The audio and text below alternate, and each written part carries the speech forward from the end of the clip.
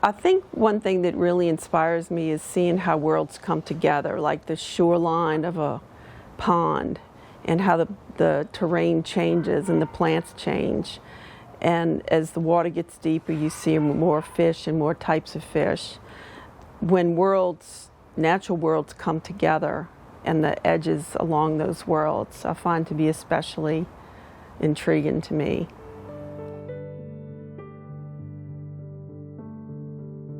My name is Aletha SaintRomain. I was born and raised in New Orleans. I've always loved drawing and really connected with it, and I always knew that I wanted to make art. My grandfather worked at the Times-Picayune newspaper, and he would bring home pads of newsprint and pencils that they used to mark up the newspaper, and my grandmother would give them to us to keep us busy.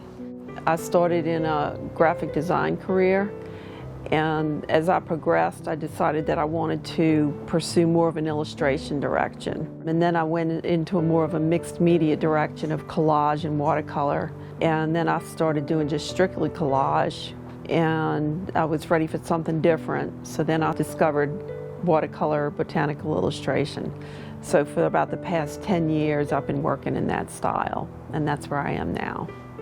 The main thing I would like for people to understand when they look at my botanical and plant-based work is to connect with nature. I would really like for people to think more about the world around them and to maybe say, oh, look how beautiful that is, and then to maybe see that beauty in the world around them. I feel like in our culture we've gotten too far away from feeling as if we're part of the natural world. So many people are just separated from plants and animals, and we feel as if we're separate from it when really we are a part of it. Watching the hummingbirds and the butterflies and the lizards eating moths and things like that, and just seeing the cycle of life that happens reminds me that I'm part of something bigger and that I really am part of the life cycle, and that brings that more realistically to me more than just about anything else, and that our lives are finite. We're not going to live forever, and it reminds me to enjoy and appreciate what's in front of me in the moment, because a plant, as beautiful as it is, it's not going to last.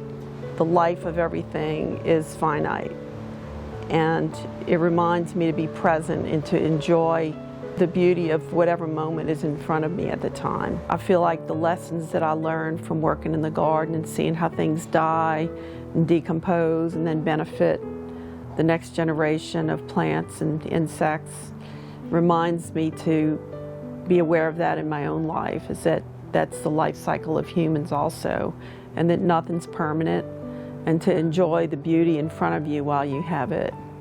There are a lot of things that evoke a sense of connection with plants. One is that when I'm working in the garden, I can see results. I plant a plant, I give it what it needs, it blooms and it prospers, and it's gratifying to me to see that.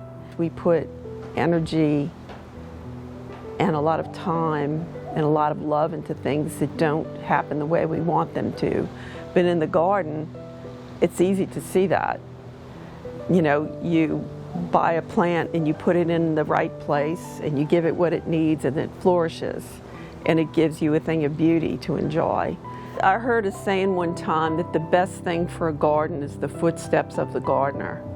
And I can see for myself when I spend time in my yard and I put effort and time and I guess love into taking care of plants and giving them what they need and making sure they planted in the right place, that they respond to that.